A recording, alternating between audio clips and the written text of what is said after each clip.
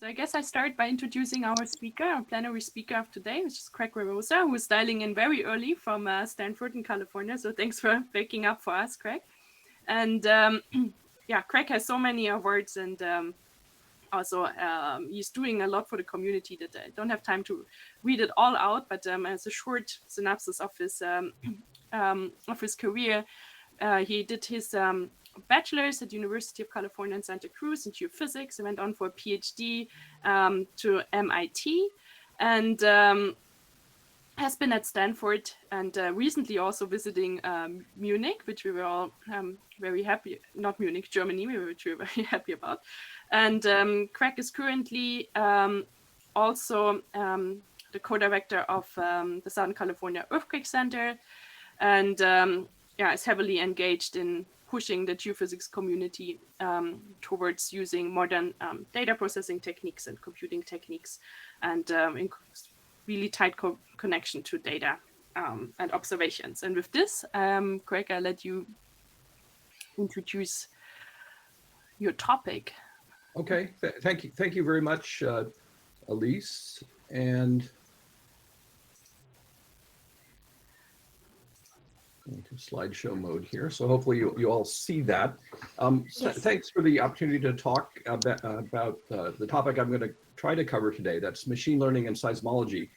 I'm, of course, only sorry that I can't be there in person. I was very much looking forward to that.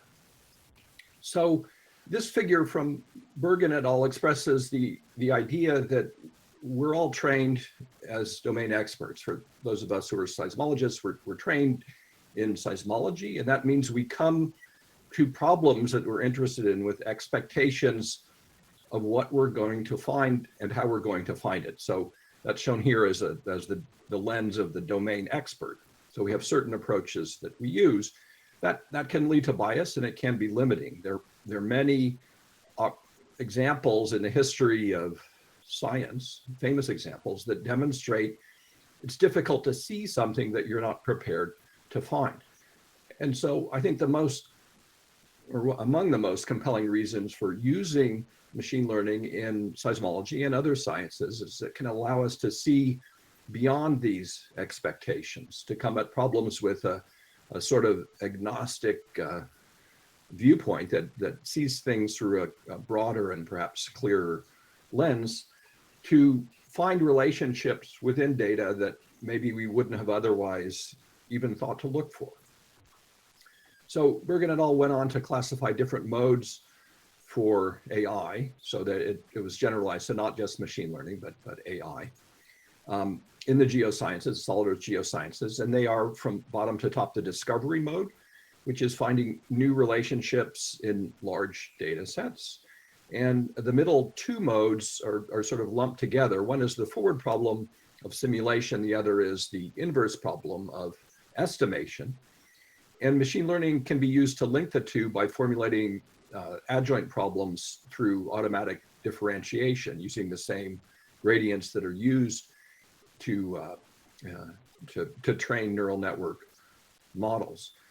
And the top one, the automation mode, that's the easiest. And that's really what I'm going to focus on today, using automating activities that we already do, but doing it more effectively than has previously been possible by using models that learn useful functional relationships, provided they're presented with enough data that has labels that tell the neural network model what it ought to be finding.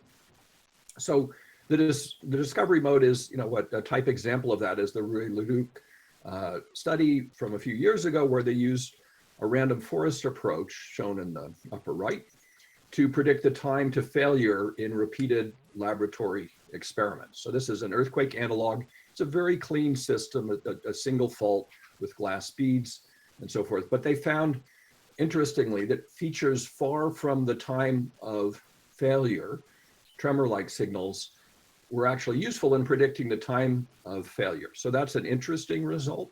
It's an unexpected result. And there is, of course, the important question of whether this is relevant for the real Earth, which is a much more complicated and heterogeneous system, and for which we lack repeated failure, at least for significant earthquakes. But it's a very interesting result, and it's a good example of sort of discovery mode approach. Simulation, so this is from Mosley et al., a paper published a couple of years ago. They trained a neural network to learn, or to mimic, if you like, how the wave propagation operator works, and applied it to predict synthetic reflection sections for a 1D Earth model. So this is sort of the fundamental problem of seismology, is solving the wave equation. Here they've done it approximately, and you can see how well it fits the data on the right. The machine learning based results are in green, and the ground truth for this particular realization of a 1D model, which was not in the training data set, is shown in red. And you can see that it's the correspondence is very close and quite impressive. What's important from the point of view of computation is that the machine learning based model, once trained, ran about 10 times faster than the model used to produce ground truth. So this is for a simple 1D structure, and of course the challenge is to extend this to 3D. But the promise is that we can solve approximately, at least, the wave equation very much faster, and that should, for example, allow us to do inverse imaging problems at a larger scale. So I mentioned briefly that adjoint methods can be effectively mapped onto machine learning approaches. So automatic differentiation is something that computes the gradients based on the chain rule and propagates residuals back from the loss function, what in machine learning is the objective function, to determine the trainable parameters of a neural network. So there's an equivalence between that and adjoint methods, such that it's possible to use optimized packages like TensorFlow, for example, to set up and solve inverse problems. And it's demonstrated here in the lower right for velocity inversion with the classic Marmousi model. And so there's this, Zhu et al. Have this open source package. If you're interested in that, it's available on GitHub for automatic differentiation for seismic inversion.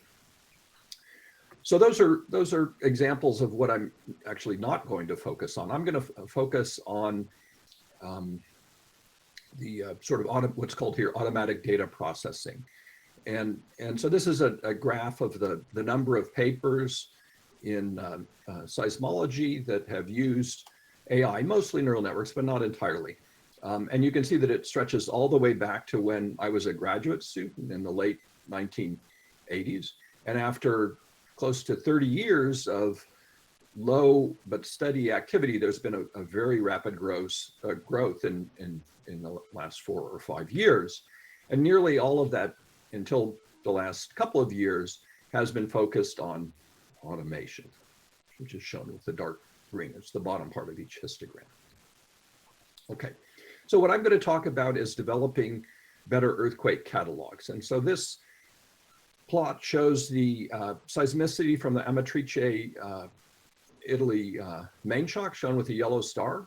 This is from the INGV catalog at the magnitude of completeness, which is 2.2, versus the machine learning base catalog that Tan and others developed in their 2021 paper. And there's something like, depending on where you are in the model, there's something like on average 13 times, but in places 20 times more earthquakes in the machine learning based catalog at the magnitude of completeness, which is much lower. So I'm going to refer to these machine learning based catalogs as deep catalogs. They're deep because we can see much lower into the magnitude of completeness, and they're deep because we use deep learning to help achieve this. And there's clearly a lot more information available in the catalog at the right. But the question is, what does it really tell us? And so that's a challenge, which I'm going to hint at some of the things that it tells us, but it's really, there's a lot more work to be done in understanding and extracting information from these deep catalogs.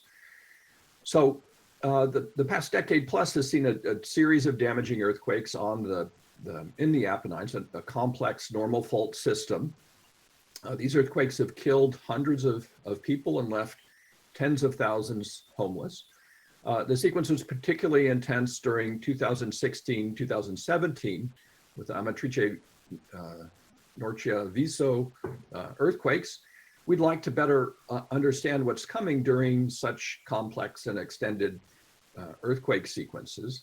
And the hope is that better earthquake catalogs will help with that.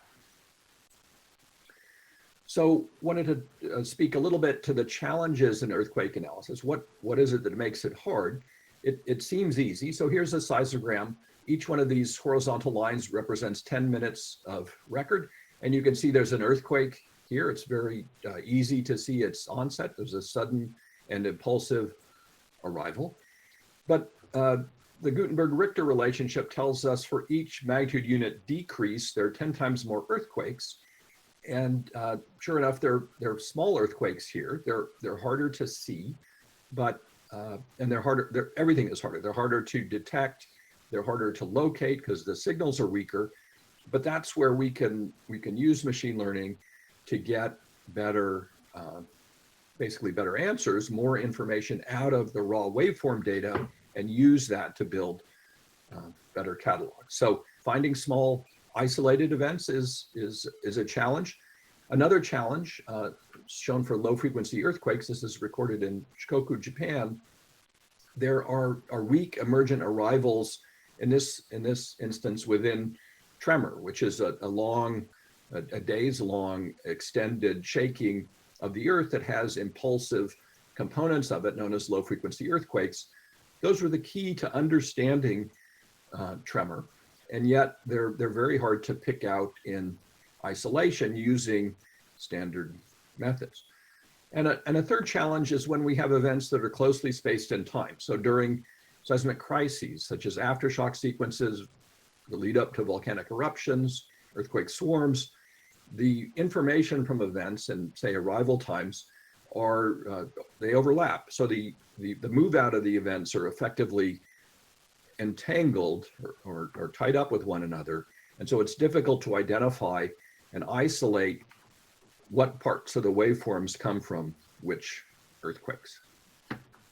So there's a well established workflow for earthquake monitoring. We have and it's shown in sort of cartoon form here. We have continuous seismic data coming in through a telemetry from a seismic network.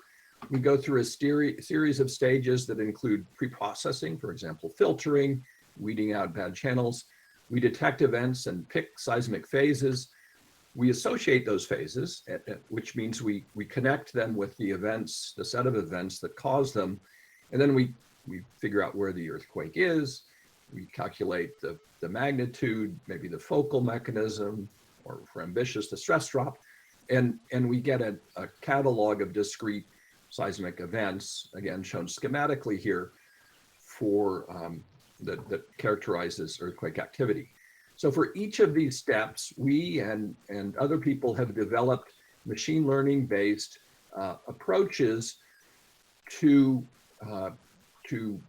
sort of substitute in a modular fashion for the different tasks in the earthquake monitoring workflow. And the abbreviation CNN, RNN, attention refer to the specific machine learning architectures that in these cases are matched to the problem at hand. So for example, we use convolutional neural networks to find features within waveforms. We use recurrent architectures to find sequencing within waveforms because that's what those sorts of neural network layers are designed to do. So we adapt the architecture to the task.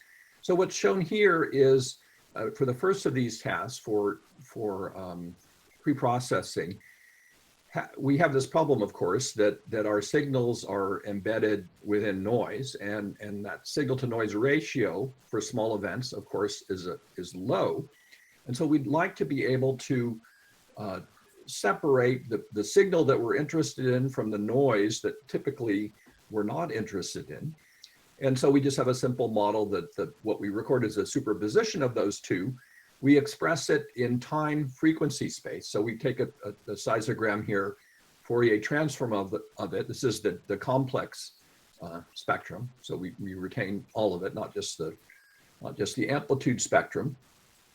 And what we'd like to do is come up with some sort of a mask that is a set of real numbers in time frequency space that lets the signal through, such that when we do the inverse transform, we get the true time series back, and its complement, which represents the noise, the other part of this sum, that when we take its inverse transform, we get the noise back. And of course, we do this with a deep neural network. That is, we learn the mask of real numbers in time frequency space using a method that we call deep denoiser. Deep because it has many, many layers. We use a convolutional or architecture that's meant to find meant to learn appropriate representations of the signal and the noise by being exposed to, in this case, hundreds of millions of examples of recombined signal and noise. And so we've done this. It takes a long time to train, but once it is trained, it runs fast enough. Here's an example of how it works on data that it hasn't seen. Here's clean signal. That's what we call our ground truth. And here's a zoom in on the P wave and the P wave coda. Here's noise that we combine it with, such that we get in the middle panel this superposition of the two. That is a noisy signal. What's important is that we know what the signal is supposed to be, so we can apply the deep denoiser algorithm to it. This is the recovered signal. You can see it very nicely reproduces, at least at this scale, the original seismogram. It gets rid of the noise or separates the signal from the noise. If you zoom in, you can see that the correspondence is not perfect. There's a weak little down before the up. Some of the absolute amplitudes are different. You can also see that if you look here at the noise, you can see there's some crosstalk between the noise and the signal. So we should be reproducing this noise signal, but you can see when the signal's present that the amplitude of the noise is lower. So there's some exchange between signal and noise. Nevertheless, we've shown that it works better than simple things like filtering or even other approaches, at least ones that we were able to find for separating signal from noise. Okay, so that's pre-processing. Let's go now to, once we have clean signals, or picking the arrival times of seismic waves. So we do this, we sort of trick the neural network in this case. So this is a simple convolutional architecture and developed by Weicheng Zhu, who's shown in the upper left. It's borrowed from medical imaging for classifying images of tissue into different categories. So it's treating this as a classification or semantic segmentation problem, rather than what might seem more natural, which is to treat it as a regression problem. But the way he did this was to train it to, so this is the three-component input, two horizontals and vertical motion. He trained the output to be either a P wave, trained to be a truncated Gaussian where the probability peaks at the P wave arrival time is picked by expert analysts, or an S wave, again a truncated Gaussian that aligns with where the peak aligns with the S wave arrival time. Or the complement, of course, is noise, which means anything else. So it might be signal, it might be scattered waves, it might be true background noise, but everything else we characterize as noise. So we classify the seismogram as either a P wave or S wave, but we also measure the arrival time. Now, Weicheng, so this is what the architecture looks like. You can see it has three-component input seismograms as input.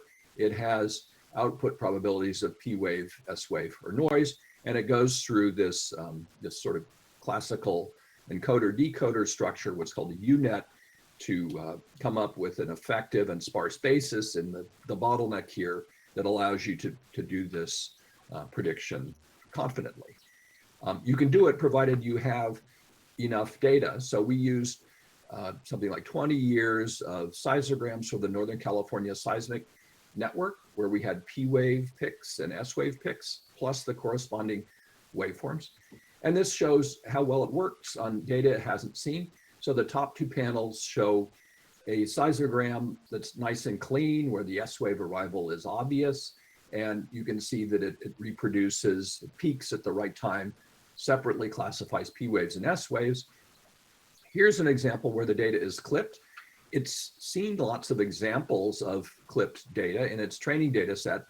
So picking the P wave is easy, but it knows that the change in the zero crossings, the change in the frequency that seismologists use to pick the S waves, it's learned to do that. It's also learned to ignore long period noise. We developed this before deep denoiser, so we trained it on noisy data so that it would learn to look through that, just like seismologists did. So we trained this on something like 750,000 seismograms, and it works quite well. So this is PhaseNet, and it's a comparison of what's called a test data set for picking P waves and picking S waves. So these are seismograms that have been looked at by expert analysts, and so they're taken as correct. We don't know that they're absolutely correct. In fact, we can find errors in the training data set, but on average, they're good. They're certainly much better than automated picks. We want these distributions to be narrow and centered on zero, and you can see the P wave is very nicely centered on zero, as is the S wave. The S wave has more dispersion. That's natural because it's not the first arrival, but it's really not that much worse than the P wave. The standard deviation of this distribution is something like twice for the S wave what it is for the P wave. Automated methods do quite well on the P wave. You can see there's a little bit of skew to late arrivals. Where they struggle, where it's difficult to pick seismic waves, as everybody knows, is for the S wave. And that's because they're not the first arrival. And so it's well known that it's much harder to pick S waves. With machine learning, it's not that much harder, actually. And so that's where we get the big advantage for earthquake monitoring.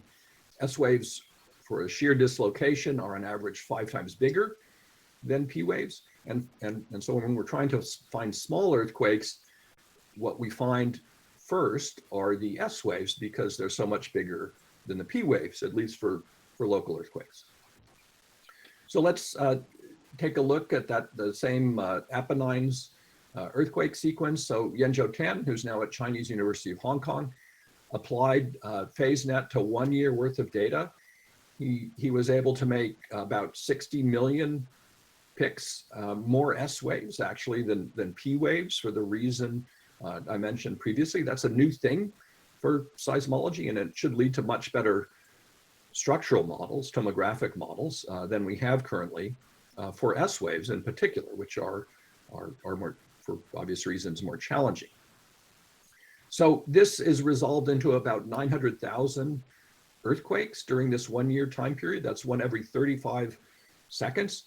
He actually detected something like 50% more than that.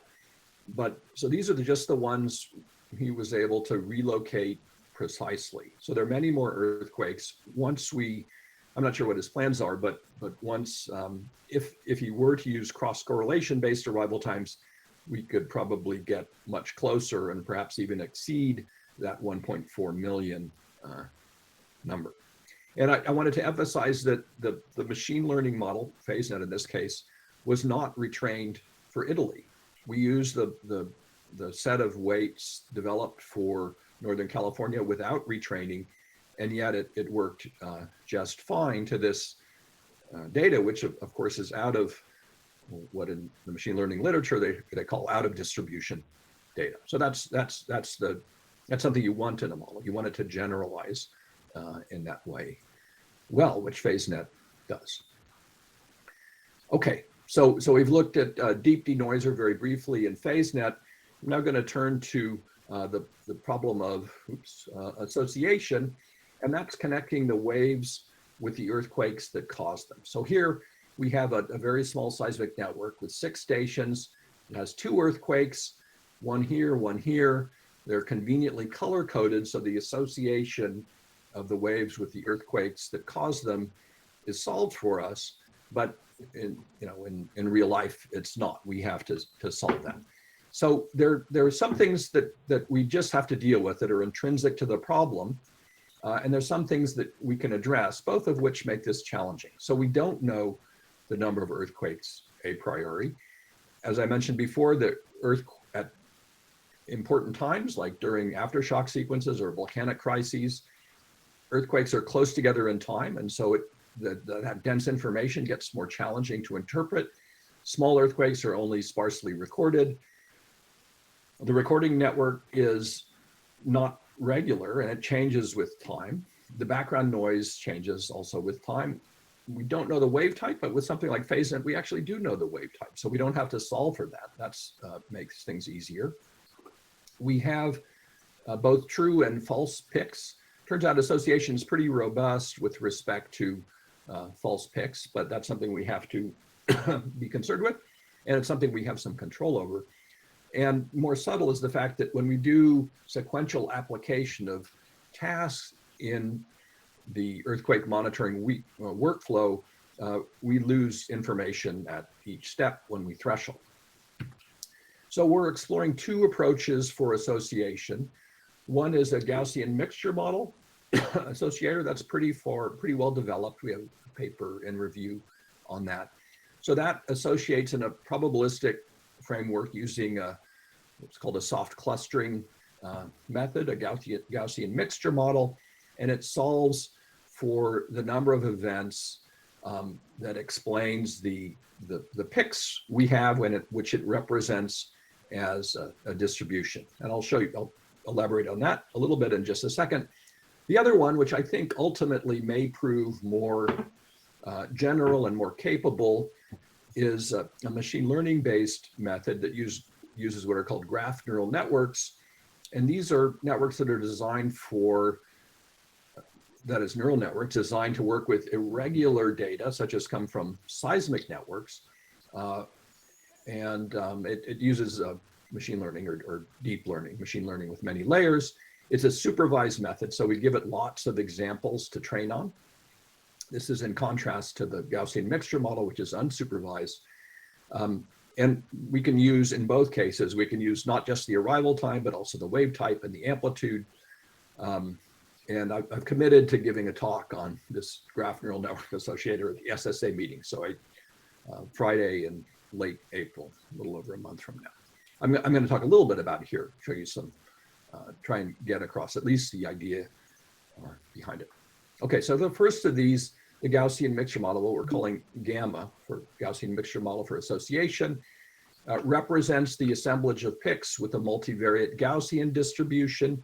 We have these fees, that's the mixture part of it. That's the weight we apply, in effect, the contribution from each of the K earthquakes to each travel time pick P that we have in the distribution. So this is just the inverse covariance matrix, which describes the Gaussian distribution, and this is the mean. And then here's our exponential for the multivariate Gaussian. So this is effectively clustering in our observations into K clusters, that is earthquakes that cause them. And we do that by maximizing the probability that they can be explained through this set of mixing coefficients. Okay, so what we use the most popular approach to solving Gaussian mixture models, which is the expectation maximization algorithm for seismology, that for association and seismology, that there are 2 steps here. One is assigning the picks to the earthquakes, so the K earthquakes, n picks of the K earthquakes, and then we update the earthquake parameters, which include the origin, time, and location and the magnitude. We can do that because we're using amplitude. And we update the theoretical values, the mu and the Gaussian before, and we track the covariance among parameters while we're doing this, because we have to represent it as a distribution. So it has these advantages of over standard association algorithms. We use the ability to pick P and S waves, and we use the amplitude information. We applied it to a challenging data set, the Ridgecrest, California earthquake sequence, and found about 3.5 times more earthquakes than in the standard catalog. The new earthquakes are the ones shown in blue, and not surprisingly, they're smaller than the earthquakes in the other catalog. There's some variation of the magnitude here. These, we're finding the same earthquakes, for example, here and here, but we're using a ground motion prediction equation to estimate the magnitude. So we get slightly different numbers than the standard approach. So it works well, but there's room for improvement. So we're using a half space arrival time model. We can do better than that. We don't have physical constraints, even though there might be logical ones, such as 1 P wave arrival per station. We don't use polarization or polarity. We don't account for uncertainties, and we assume the picks are Gaussian. They're probably, I mean, there's lots of evidence that suggests they're more like a double exponential. So all of these things could lead to better association, but it works pretty well even without these potential improvements. So let me skip now to the graph neural network based approach. So graph neural networks are designed for heterogeneous non-Euclidean data. So by that, I mean the data are organized on an irregular collection of nodes. That is, in this case, a seismic network. They're not regularly spaced, unlike a one-dimensional time series where we have a constant dt between successive points, and it's in 1D, just like in X. Likewise, when we're processing images in 2D, we have regularly spaced pixels. These are not regularly spaced. They're very irregular. They're not, and they also don't have a canonical sort of ordering when we're looking at earthquake data, because the move out across the network will depend on where the earthquake is relative to the network. So graph neural networks are designed to handle these kind of problems. They combine the strengths of deep learning and graph analysis. We use adjacency matrices to exploit the fact that we expect waves to have easily captured behavior over short time distances, and the method is set up to work with a changing seismic network geometry, and to have picks on a small subset of stations over a very large network. So the first step in this is to take to develop a graph for the seismic stations and also for the potential seismic sources.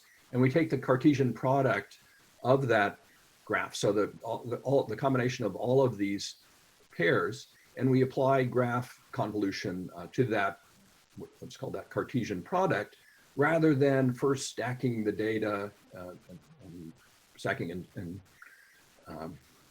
summing and looking for trial locations, such as is done with standard association. So we're trying to teach the graph neural network how the wave propagation operator works so that it can do that processing. Anyway, the graph neural network operates on that and predicts the location. This is latitude and longitude. This is kind of a heat map, and the origin time. And here are the association predictions for the P waves and the S waves from this source. And there's another source later, but we're focused on this one. And you can see we've put in a lot of false picks to try and make this realistic for detecting a weak signal. We can test it with the real network and a whole bunch of events that are closely spaced in time, but with different locations. For that, we we take these, so this is the station network, and this is our station graph, and this is the potential source graph. We take that Cartesian product and we operate on these data effectively. And so this GNN takes a lot to train. And that you can see that the spacing of potential sources is pretty coarse. This is something like 30 kilometers or so. It would perform better if we had a denser source grid, and for that we're trying to get time on a larger computer so that we can train a more accurate neural network. So this is a test on synthetic arrival time that were generated by inputting noisy data, and also having many false or unassociated phases. Those are the ones shown in gray. Shown in blue and red are the P and S wave associations for the associated phases shown in dark. This is a heat map where time increases from left to right, and this is latitude and longitude. So we have three things we're focus on here. Depth it's not really sensitive, very sensitive to depth. But we're able to reconstruct or do the association for the events that we know are in the catalog because we put them there. And so here we've applied it to real data. This is a random sampling of 100 days taken over a 20-year time period in Northern California. And what's shown here are the events that the USGS has in its catalog versus what we get from the graph neural network. And we get almost all of them. There's a few that we miss. We get many, many more, not shown here, that are missed by the USGS using their standard processing. So you can also see this is showing that the locations are different. The locations are not super accurate, but it's good enough for association. It could be better if we had trained on a denser source grid. And there are also many more events. So once we detect events, we can use standard methods to improve their location dramatically. Okay, so that's association. This is a sort of a second generation neural network that for phase picking that picks the waveform. It's a multitask network, so it detects the earthquake, the P wave, and the S wave all at the same time, and it uses recurrent components and attention mechanism to do that better. And the idea here is that the context of the waveform, knowing it's an earthquake and knowing you find the P wave before the S wave, is useful information. Seismologists certainly use that, so our neural networks ought to do that too. And this is one of those histograms showing that it outperforms other neural network-based methods for picking arrival times, including PhaseNet, at least for the data that we trained it on. Another kind of important context that seismologists use all the time is the context of a seismic network. So this is from SNet, the offshore cabled network off the coast of northern Japan. This is a record section arranged by epicentral distance versus time. Here's the P wave, here's the S wave.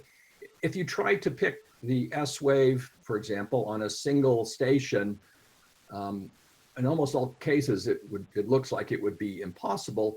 And yet you can see it in both the P and the S wave once you have the context of the network. So the idea is, rather than treating seismograms one at a time, we treat them at the same time, and we use the context of that information provides to get better results. So for this earthquake monitoring workflow, what this would mean is that we have all the information available all the time when we're training the different tasks. And that's what we try to do with something called EQNet. So schematically, you could imagine doing this with a single gigantic neural network that was trained to recognize the pattern of arrivals across a network as a three-dimensional image, latitude, longitude, time, maybe four-dimensional if you include depth.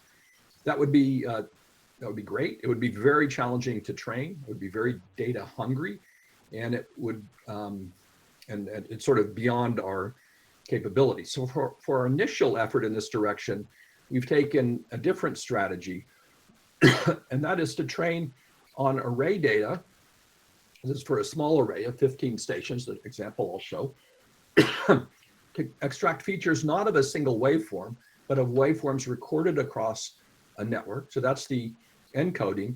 And then we decode it into S waves, P waves, and event locations using multiple neural networks. So this is kind of, I mean, so it's not one big neural network, but the important thing is that these neural networks are trained simultaneously such that the information from across the network is available to all of them at all times. So if we think that maybe there's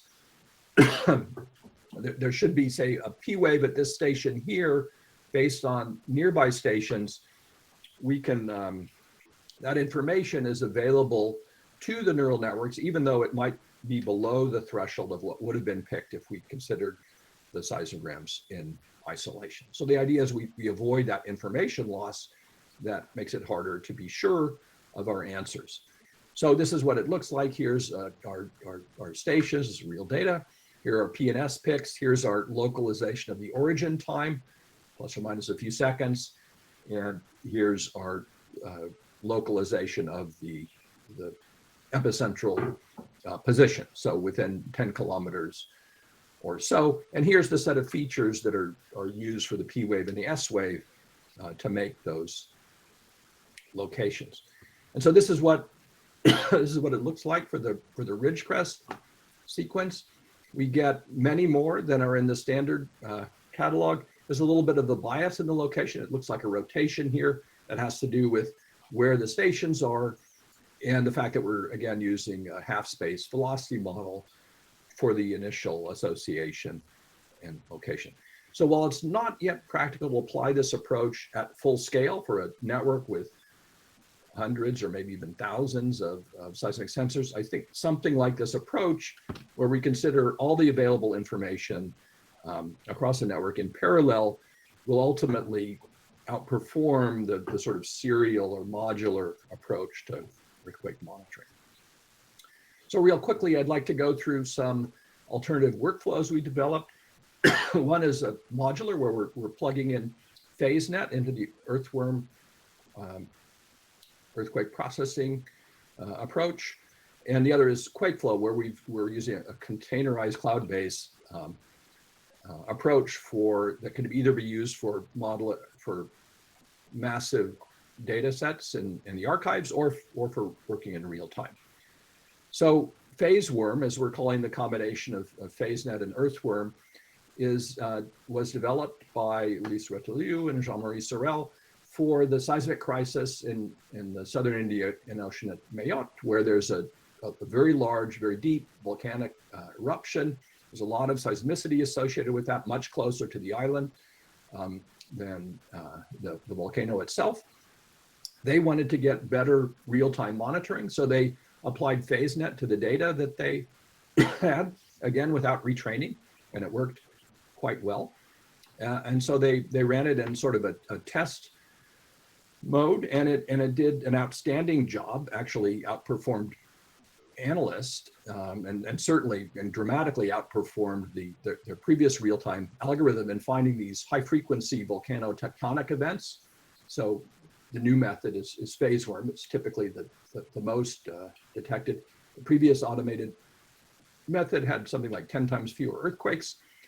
For long period earthquakes, which tend to lack P waves, for which S waves are picked, the association algorithm within Earthworm doesn't form events with S waves very well, so we miss a lot. Certainly, on our to-do list is to retrain PhaseNet so that it works well on long period earthquakes. But this worked so much better than the standard approach that after a couple of months, they switched.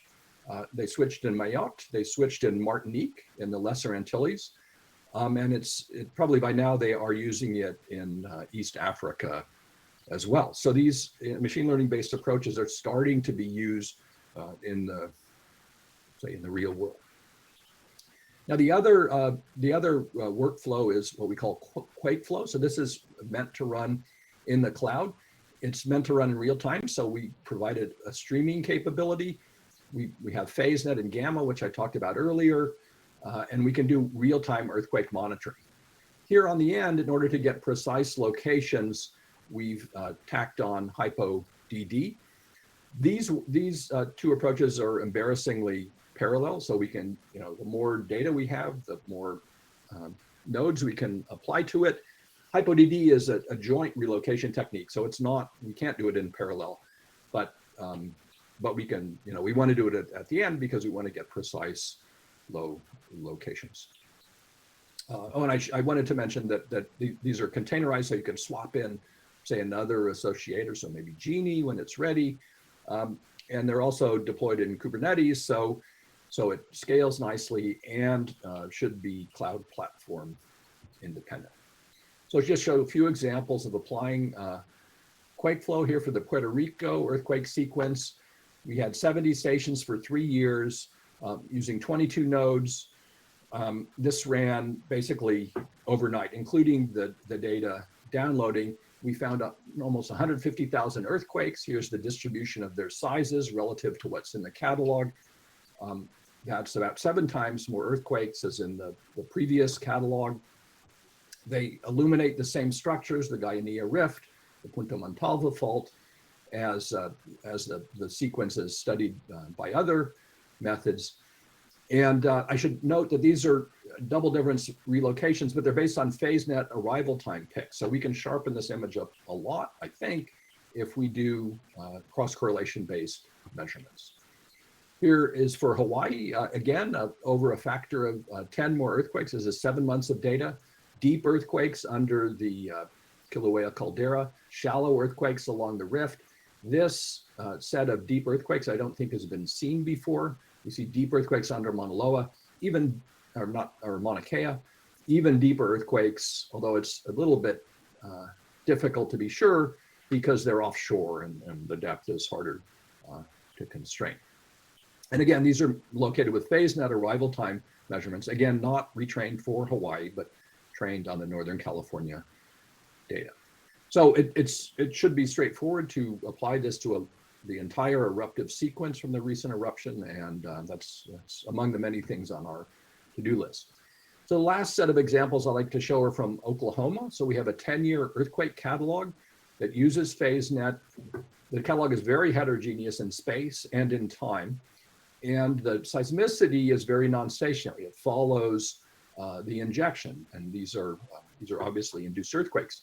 We see from this synoptic map that there's some features that have a strong effect on where earthquakes occur and where they don't. This is the Nemaha Ridge, which is known, or it's thought to be a barrier to flow. So it's natural that we would have partitioning of earthquakes across it. There are other features that we also see that look like they act as barriers to flow, but it's not clear what's going on there, what the barrier actually is. Multiple people have studied this earthquake sequence and using various methods and additional data, but going from the USGS comprehensive catalog, their standard catalog, to our machine learning based catalog, this is now for 7 years, not the full 10 years, we find 23 times more earthquakes. And you can see just how much more we can see in the fabric of the faults with the improved number of earthquakes. And if we zoom in on an active area, we don't have the original USGS location here, but what we can see is that for the Pawnee earthquake sequence, for example, we see very clear indications of conjugate faulting. Machine learning better resolves the structures and better sort of connects the dots across the structures from what previously it appeared to be isolated or perhaps strongly segmented structures. So I'll show some zoom ins on boxes here that are something like 20 kilometers on a side. At this scale, you can see there's widespread conjugate faulting, which suggests that it's favorably oriented faults that are failing in these earthquakes. We find that most magnitude 4 or larger earthquakes, that is big enough to cause damage, occur on structures that were illuminated by seismicity before those earthquakes happened.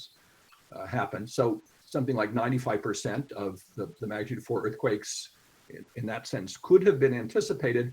But if you anticipated all the structures having magnitude 4 earthquakes, you'd be wrong 95% of the time. So this is kind of similar to the probabilities, low in an absolute sense, but high in a relative sense, that we're used to working for tectonic faults like the San Andreas, when a moderate earthquake occurs near them, sort of a 1 in 20 chance of a large earthquake.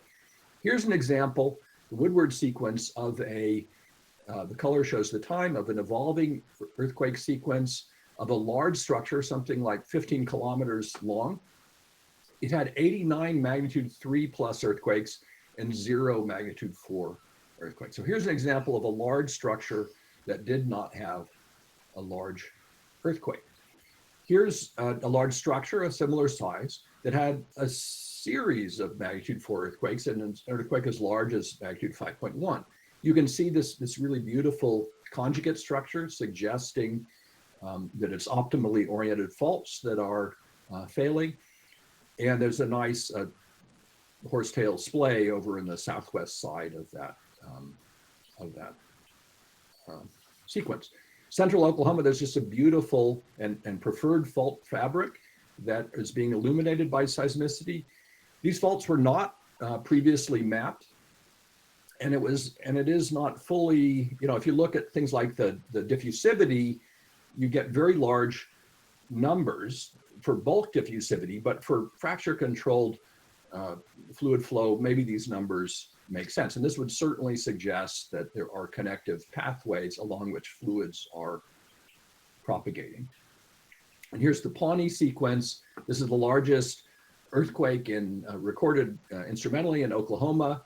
And you can see within this sequence, there are conjugate structures at every scale that we can resolve. So with that, I'll stop. I hope at the start, I remember I talked about machine learning for a variety of seismological tasks of all types, from Bergen's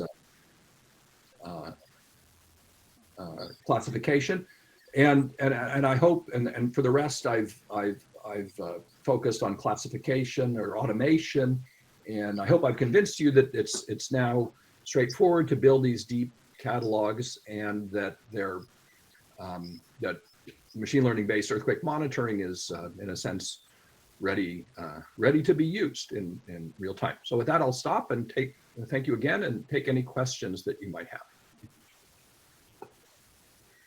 Thank you very much for this really comprehensive overview.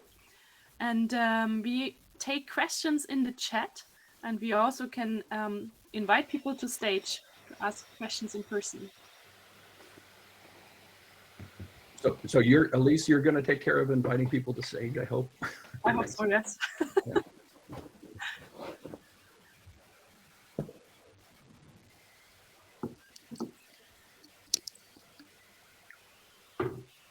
If there's no, you can hear me, right, Greg? Yes, I can hear you fine. We can hear you. Yeah. If somebody would like to come on stage, please use the raise your hand tool, and I will admit you so that you can come on stage. I have maybe a quick question while people get ready for that. So I was wondering about the different real-time applications of all of these methods that you showed, right? So some of them you said are already used in real-time monitoring. Others I understood EQNet may be not ready for that. So what do you think? Where do you see this? The timeliness, or what is the trade-off between maybe accuracy and real-time application? Right. So EQNet, that's a sort of all-in-one or end-to-end, depending on what you want to call it. That's really a prototype of. So unless you, maybe it would be appropriate for a volcano to do, train a network like that, where you have a small number of stations. You're looking at the features across the network that are of interest. But for standard earthquake monitoring over a large area, it's not ready to be used. Earthworm is used around the world for earthquake monitoring. So having the PhaseNet to sort of plug into that for the phase picking part, that should be easy, and it brings a huge benefit, as the French have discovered. Yeah. So it's going to be application dependent, and there's going to be it's going to be a steady rollout, I think, of advances, techniques. What this talk hopefully will be completely out of date in a couple of years, and there'll be much better approaches that people are pursuing. So it's going to be a shifting landscape, and it's a great opportunity for young people to get involved in this sort of thing. Right. So there's one question in the chat by Klaus Spitzer from Freiberg. What do you think is the chance, or perhaps how long will it take until ML takes over full inversion problems in 3D? Yeah, so that's an interesting question.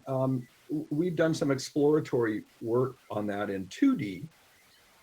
I'm probably not the most qualified. I don't do that kind of work I don't do really structural imaging, but I don't know if others want to weigh in on who know better about things like adjoint method, who are, use adjoint methods all the time. It seems like the time is right for doing that. For example, even just being able to solve the forward problem 10 times faster with an approximate set of seismograms can be used to dramatically increase the size of an inverse problems. You can calculate, you can recalculate the residual using accurate methods as you need to. But again, I don't do that kind of thing much, so I defer to the real experts. There's two people on the stage, so maybe Thomas, I think you were the first one. Thank you. Thank you for the presentation of these fascinating examples of machine learning. Maybe I have a naive or question. So I was in particular fascinated by these features, these rich features shown in the locations of the decadal catalog you showed at the end of the presentation. With these detailed structures and well-aligned locations, with conventional techniques of locating earthquakes, we are used to also determine some kind of error ellipse or so for each location, some error estimate. Do these methods you apply also allow you to estimate the accuracy and precision of the locations obtained? Yeah. So this image, the answer in a sense is no, but this image was developed using HypoDD. And so HypoDD is a standard linear, well, not standard. I mean, it uses differential measurements. It does a linearized inverse problem. So it estimates a covariance, a full covariance, if you use the SVD version of it. You can't do that for catalogs this big. So it does an approximate using conjugate gradients. But there are estimates of things that are, thought to be relevant to the uncertainty. So for this last part, yes, you can do error estimates at least as well as we can do them using standard processes. Did that answer your question? Yes, thank you. I think so. The primary uncertainty for the PICs then is obtained from the phase association algorithms. Well, we actually don't. So we do just the simplest thing. We don't increase the variance of the S-PICs relative to the P-PICs in the training. We probably should. We don't estimate the uncertainty in the PICs. We get a classification probability that's related somehow probably to the PIC uncertainty, but it's not really the same thing. And so we just take them all at face value. For something like gamma, we actually estimate a sort of a posteriori the covariance, but it's not what you should be doing to propagate errors all the way through the problem. But that should be, it's possible to do that. It just works so well without doing that. We haven't taken the care to do it right in a sense. Okay, thank you. Thank you. So the next on stage was Max Mucker. Yeah, thanks. And thanks for this talk. I mean, for this overview, you focused on the lowered detection threshold for the magnitude of the earthquakes. But I assume that you looked at those sort of small magnitude events that were picked to see, are there actual earthquakes? So during, let's say, the initial training of those networks, were there any instances where the network picked something you would say, okay, that's just random noise or some junk? And how did you sort of prevent that or sort of avoid that when you then sort of went on in the training process? Yeah, so this is a really, really good question. The earthquake catalogs like this are so big that, sifting through 10 years of data and finding the false earthquakes relative to the true earthquakes, that would be a grad student career or something. So we're not going to go through one by one. There is a trade-off, and you will get plenty of false picks, which is okay, but you'll also get false associations, which is not okay. So if you lower the detection threshold, what we see is it's sort of a cloud emerges, partly poorly located real earthquakes, partly false earthquakes, and so you have to make a decision, and it's going to be dependent on the problem you're interested in, how many false picks or false earthquakes you're willing to tolerate. We're trying to resolve structure here, so we were very conservative in what we called an earthquake. But if you're trying to, say, forecast earthquakes, you might want to be more liberal about that. And so I think where we're headed possibly is having multiple versions of catalogs, or maybe catalogs with, different qualities within them, where depending on what question you're asking, you would tune your own threshold. But you raise a larger question of how you evaluate these catalogs. I didn't highlight it, but for, say, the Ridgecrest earthquake sequence, there are 3 or 4 deep catalogs now. There are earthquakes for each of those cases. There are earthquakes in one catalog that are not in the other 3. And it's not a small number, it's a lot. And there's a big challenge to figure out what the characteristics of these catalogs are, what's in them, what's not, and how that impacts interpretation.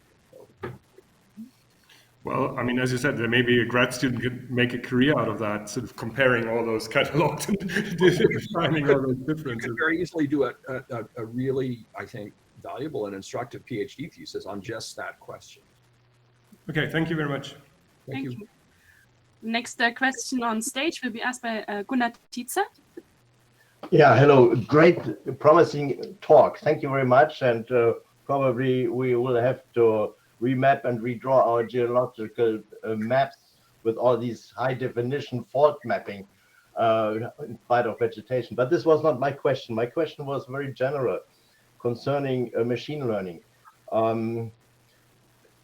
To what extent is it appropriate to geophysics or even seismology specifically?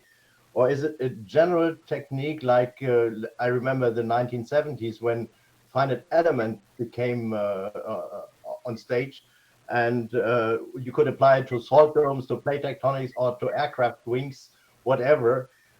So my question is, if it is not appropriate, but more general approach, to what extent is there mutual fertilization between very different disciplines, like medicine or very different things, that people can pick ideas from the others who would normally not talk to each other? Yeah, so that's a really interesting question. Just about everything I showed, every technique that I showed in this talk was developed for another field first. So FaseNet, it was tissue segmentation. We've used things like PageRank for looking at earthquakes, equivalent of Shazam, similarity search, approximate similarity search. So there are lots of fields that are moving very quickly, that are where their solutions to problem can be mapped onto problems that we want to solve. And so I think it's really important that seismologists somehow keep up with improvements in other fields, and working with and through data scientists who do this full time is maybe maybe the easiest way to do this. If we explain the problems we're interested in sufficient detail, they will they should be able to help us, and we get them interested in the problems. They should be able to help us come up with better solutions. I think that's a good way forward. So we will have very different disciplines invited to our yearly conferences. I think so, and hopefully we will collaborate with, deeply and directly with experts in data science. That's starting to happen already, and it's good for our students too, because they get there are lots of jobs. Yes. There's one more question by a student in the chat, actually, by Andreas Protzer. Thanks for this fantastic talk. You mentioned and demonstrated very well that the trained FaceNet could be considered generalized and applied to different environments like Italy. Did you also train it on such a data set and compare both results to see how generalized it actually is, or could we quantify how generalized it is? Yeah, I think that should be possible to quantify it. Actually, Jonas Munkmeyer and colleagues have published a paper just a few months ago about which picker fits my data, where they went so far as to retrain FaseNet, Earthquake Transformer, and other models on different data sets and test them on those data sets. And so people are doing that already, and they set up an environment where it can be done. I haven't done that for say Italy, because it worked so well. I didn't feel really motivated to do it.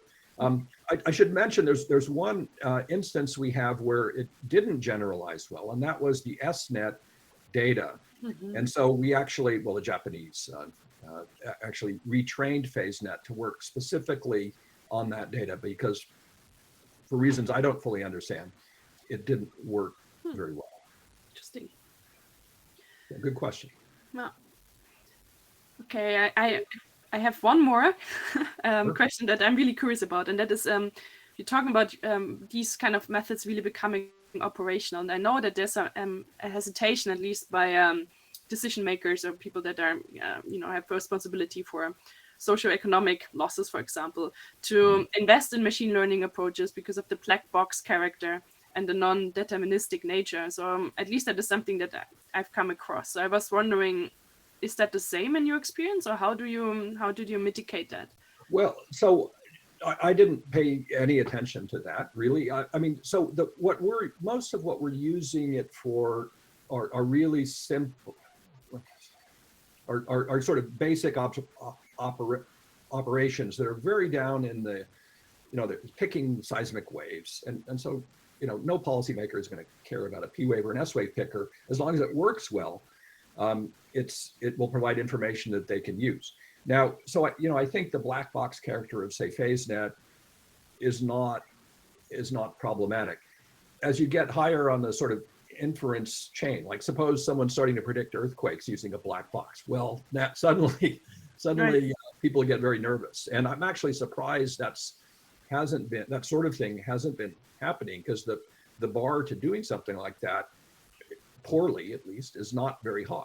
No. But it doesn't seem to have happened, and I mean, it's great, it's fortunate, but who knows? And those questions, so I think eventually those questions will be critical, and who knows? I mean, there's a whole field of explainable AI that seeks to understand how these predictions, in that case, predictions are made, and so to the extent that there's progress in that, we can evaluate what is it that's driving earthquake forecasts, and then hopefully learn some physics from that. Great. Okay, so we're already 10 minutes after the hour, and I was told we have to go to the final DGG party. So I would say this was a very nice final presentation for the conference, and thank you very, very much, Greg, for waking up early to give this presentation, and thanks to everybody for engaging and asking a lot of questions. And there's lots of applause. Yeah, my pleasure. Also, thanks from my side, Greg. Fantastic. Well, thanks, Hunter. Good to see you. Good to see you. All right. Heiner, do you want to say how we all get to the party or not? Yes, please just go outside, turn right, and there is this big hall with all the food and drinks available to you. Sweet. Okay. Thank you. Thanks, everybody. Thank you.